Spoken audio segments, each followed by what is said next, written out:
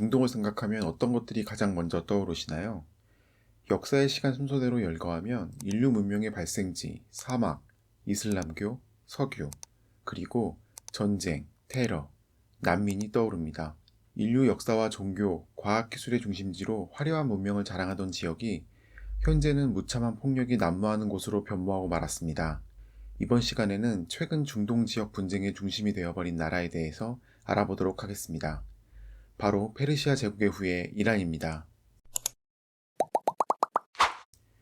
오늘날 중동 지역에서 가장 영향력 있는 국가 중 하나인 이란을 이해하려면 우선 그들의 뿌리 깊은 역사적 자부심을 살펴봐야 합니다. 이란인들이 자신들을 주변 이슬람 국가와 동일시되는 것을 거부하고 페르시아의 후예라고 주장하는 이유는 2500년 전 아케메네스 왕조부터 시작됩니다. 기원전 550년 키루스 대제가 세운 페르시아 제국은 당시 세계 최대의 제국이었습니다. 페르시아 제국은 인더스강부터 그리스, 그리고 이집트와 중앙아시아를 아우르는 거대한 영토를 지배했습니다. 페르시아 제국은 관용과 다양성을 바탕으로 한 통치 시스템을 구축했습니다. 중앙집권적인 강력한 통제와 함께 정복한 민족들의 종교와 문화를 존중하고 지방자치를 허용하는 효율적인 행정체계를 만들어냈죠. 당시로는 혁신적이었던 통치 방식은 페르시아 제국의 장수와 번영에 큰 기여를 했습니다. 특히 키루스 대제의 키루스 실린더는 원통형 점토판에 적힌 왕실 비문으로 인류 최초의 인권선언서로 평가받고 있습니다. 종교의 자유, 노예제 폐지, 민족차별 금지 등을 담고 있으며 특히 바빌론 유수 이후 유대인들을 본국으로 송환하는 키루스 정책의 증거가 되었습니다. 이 문서는 페르시아인들이 얼마나 앞선 문명을 가지고 있었는지를 보여줍니다. 이러한 역사적 경험은 현재까지도 이란인들의 의식 속에 깊이 자리잡고 있습니다. 사산왕조 시대에는 조로아스트교를 국교로 삼으며 독특한 페르시아 문화를 완성했습니다. 이 시기 페르시아는 로마 제국과 쌍벽을 이루는 강대국이었으며 실크로드를 통한 동서 문명의 교류 중심지 역할을 했습니다. 페르시아 문학, 예술, 철학을 꽃피웠고 이는 후에 이슬람 문명에도 큰 영향을 미쳤습니다. 이러한 찬란한 과거는 현재 이란인들에게 강력한 정체성의 원천이 되고 있습니다. 그들은 자신들을 아랍인들과는 다른 유구한 전통을 가진 세련된 문명의 계승자로 여깁니다. 페르시아어를 사용하고 페르시아의 양력설인 노루즈를 기념하며 페르시아 문학의 거장들인 하페즈, 루미, 오마르 하이암의 정신을 이어받으며 본인들이 페르시아인의 후예임을 자랑스러워합니다. 이는 단순한 향수가 아니라 현재 이란의 대외 정책과 지역 패권 추구의 정신적 토대가 되고 있습니다. 이렇게 영원할 것만 같던 찬란한 페르시아 제국에도 위기가 찾아옵니다. 651년 사산왕조가 무너지면서 페르시아 제국이 아랍의 이슬람 세력에게 정복당한 것이죠. 하지만 이슬람 세력은 페르시아의 정체성까지 소멸시키지 못했습니다. 오히려 페르시아인들은 이슬람 문명 속에서 중요한 지식인, 행정관, 시인, 과학자로 활약했습니다. 이들은 아랍 이슬람 세계의 페르시아적 요소를 이식하며 문명 교류의 주체자가 되기 위해 노력했습니다. 초기 이슬람 시대에 페르시아인들은 2등 시민 취급을 받았습니다. 이슬람으로 개종했음에도 불구하고 피보호자라는 의미인 마왈리라고 불리며 아랍인들보다 낮은 대우를 받았죠. 이는 페르시아인들 사이에 불만을 키웠습니다. 이런 상황에서 페르시아인들이 주목한 것이 바로 시아파였습니다. 시아파는 예언자 무하마드의 사촌이자 사위인 알리와 그 후손들이 정통 칼리프라고 주장하는 이슬람교 주요 종파 중 하나입니다. 우마이야 왕조와 아바스 왕조로 이어지는 수니파 정통 칼리프들에 대한 반대 세력이었죠.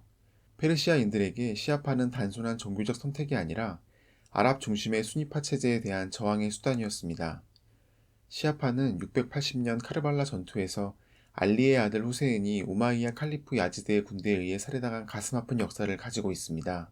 이 사건은 정의로운 지도자가 부정한 권력에 의해 희생당했다는 서사를 만들어냈고 페르시아인들은 이 서사에 깊이 공감했습니다. 자신들 역시 아랍인들에게 정복당하고 차별받는 처지에 놓여 있었기 때문입니다.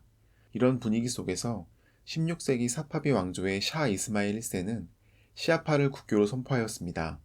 이 조치는 정치적으로 매우 전략적인 결정이었습니다. 당시 페르시아 주변은 수니파 국가들로 둘러싸여 있었습니다. 서쪽에는 오스만 제국이, 동쪽은 투르크계 부족 및 우즈벡 한국이 있었고, 남쪽에는 아라비아 부족 연맹이 있었죠. 이런 상황에서 시아파를 국교로 삼은 것은 페르시아만의 독특한 정체성을 만들어내는 동시에 내부 결속을 다지는 효과가 있었습니다. 시아파 이슬람은 페르시아 정체성과 절묘하게 결합했습니다. 시아파의 이맘 개념은 조로아스터교의 구세주 사상과 유사했고 카르발라의 비극은 페르시아인들이 겪은 역사적 고난과 겹쳐졌습니다. 또한 시아파의 마지막 12번째 이맘을 지칭하는 은돈 이맘 개념은 언젠가 정의로운 지도자가 나타나 세상을 바로잡을 것이라는 희망을 주었죠. 이는 과거의 열망을 되찾고자 하는 페르시아인들의 열망과 절묘하게 맞아떨어졌습니다. 이런 역사적 배경 아래 현대 이란의 지역 패권 전략은 시아 벨트 구축입니다. 이는 이란에서 시작해서 이라크, 시리아, 레바논, 길게는 예멘까지 이어지는 시아파 연결고리를 만드는 것입니다. 이 전략의 뿌리는 1979년 이슬람 혁명으로 거슬러 올라갑니다. 이란을 서구형 근대국가로 탈바꿈시키기 위해 세속주의 개혁을 추진하며 이슬람의 사회적 영향력을 약화시키려던 팔라비 왕조는 전통적 시아파 종교 세력의 강한 반발을 불러일으켰습니다. 게다가 2차 세계대전의 영향 아래 외세 세력의 내정 간섭을 허용하며 정치력을 의심받던 팔라비 왕조는 이란 국민들의 불만을 키웠고 결국 이슬람 혁명을 통해 무너지게 되었습니다. 이란의 이슬람 혁명 전후 상황은 따로 컨텐츠를 제작해야 할 정도로 드라마틱한 사건이 즐비합니다. 기회가 된다면 별도의 컨텐츠를 제작해 보도록 하겠습니다. 아야톨라 호메이니가 이끈 이슬람 혁명은 단순히 팔레비 왕조를 무너뜨린 것에 그치지 않았습니다. 이슬람 혁명의 수출이라는 이념을 내세우며 전 이슬람 세계의 혁명을 확산시키고자 했습니다. 특히 억압받는 시아파들을 해방시킨다는 명분으로 주변국에 개입하기 시작했죠. 이는 페르시아 제국 시절의 영향력을 종교적 언어로 재포장한 것이었습니다.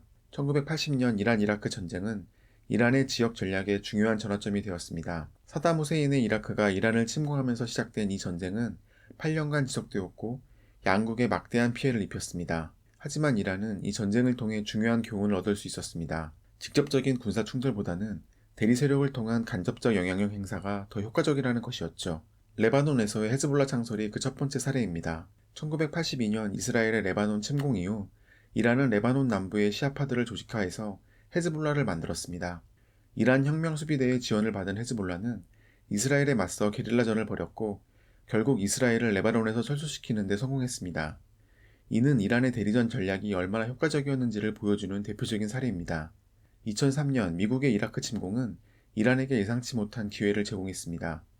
사담 후세인 정권이 무너지면서 순위파 정권하에 억압받았던 시아파 다수가 정치 무대에 등장하게 되었고 이란은 이들과의 종교적 문화적 유대를 바탕으로 이라크에 대한 영향력을 확대할 수 있었습니다. 이라크 시아파 민병대들에 대한 지원을 통해 이란은 사실상 이라크의 정치에 깊숙이 개입하게 되었죠.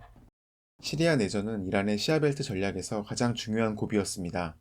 2011년 아랍의 봄이 시리아로 번지면서 시아파의 분파인 알라이파 출신의 아사드 정권이 위기에 처하게 되었습니다. 만약 아사드 정권이 무너진다면 이란의 시아벨트는 중간에서 끊어지게 되는 것이었죠. 이를 막기 위해 이란은 헤즈볼라와 이라크 시아파 민병대들을 시리아로 파견했고 러시아와의 협력을 통해 아사드 정권을 지켜낼 수 있었습니다. 예멘에서도 이란은 후티 반군을 지원하며 사우디아라비아와 대리전을 벌이고 있습니다. 후티족은 시아파의 한 분파인 자이디파로 이란은 이들을 통해 사우디의 남쪽 국경을 압박하고 있습니다. 이는 걸프 지역에서 순위파의 종주국인 사우디의 영향력을 견제하려는 전략의 일환입니다. 오랜 기간 긴장관계를 유지했던 이슬람 종파 간 갈등은 최근 그 갈등을 해소하려는 움직임이 활발하게 이루어지고 있습니다.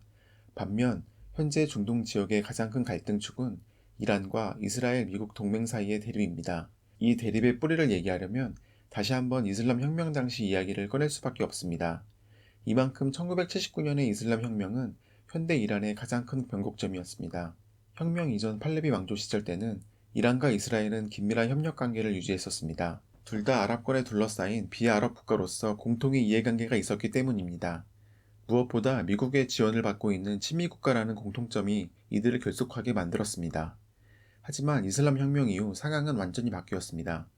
호메이니는 이스라엘을 작은 사탄, 미국을 큰 사탄이라고 부르며 강력한 반서방, 반이스라엘 정책을 펼쳤습니다. 이는 단순한 종교적 이유만이 아니었습니다. 팔레스타인 문제를 통해 이슬람 세계의 리더십을 확보하고 미국 주도의 중동 질서에 도전하겠다는 전략적 의도였죠. 1980년 이란-이라크 전쟁 이후 재개된 이란의 핵 개발 프로그램은 이 대립을 더욱 심화시켰습니다. 핵 개발은 표면적으로는 평화적 목적이라고 했지만 이스라엘과 미국은 이를 핵무기 개발 시도로 간주했습니다. 이란 입장에서는 핵 기술이 국가의 위상을 높이고 지역 패권을 확립하는 데 필요한 수단이었습니다. 페르시아 제국의 영광을 되찾기 위해서는 그에 걸맞은 힘이 필요하다고 본 것이었죠. 2015년 오바마 정부와 체결된 핵 합의로 잠시 긴장을 완화시켰지만 2018년 트럼프 행정부가 일방적으로 탈퇴하면서 대립은 다시 격화되었습니다. 이후 이란은 핵 농축을 재개했고 이스라엘은 사이버 공격과 암살 등으로 이란의 핵 프로그램을 저지하려 했습니다. 2023년 10월 7일 하마스의 이스라엘 공격과 그에 따른 가자 전쟁은 이란 이스라엘 대립을 새로운 차원으로 끌어올렸습니다. 이란이 지원하는 저항축인 하마스, 헤즈볼라, 후티 반군들이 동시에 이스라엘을 압박하면서 중동 전체가 큰 전쟁의 위기에 놓였습니다. 2024년 4월 이란이 이스라엘을 직접 공격한 것은 1979년 이후 처음 있는 일이었습니다. 이런 팽팽한 갈등 관계는 2025년 6월 양국 간 서로의 주요 시설을 미사일로 요격하는 위기 상황까지 이르렀습니다. 이러한 대립 상황에서 이란인들이 품고 있는 꿈은 무엇일까요? 그들은 자신들을 단순히 지역의 한 국가가 아니라 위대한 문명의 계승자로 여깁니다. 페르시아 제국이 그랬듯이 이란이 다시 중동의 패권국이 되어야 한다고 믿습니다. 또한 시아파의 종주국으로서 마지막 이맘인 마흐디가 재림할 때까지 정의로운 이슬람 질서를 수호해야 한다는 종교적 사명감과도 연결됩니다. 경제적 어려움과 국제적 고립에도 불구하고 많은 이란인들이 정부의 대외 정책을 지지하는 이유도 여기에 있습니다. 물론 내부적으로는 정치적 자유와 경제적 번영을 원하는 목소리도 크지만 대외적으로는 이란이 강대국으로서의 지위를 회복하기를 바라는 것이죠. 결국 현재 중동에서 벌어지고 있는 복잡한 갈등의 이면에는 이란인들의 역사적 꿈이 자리하고 있습니다.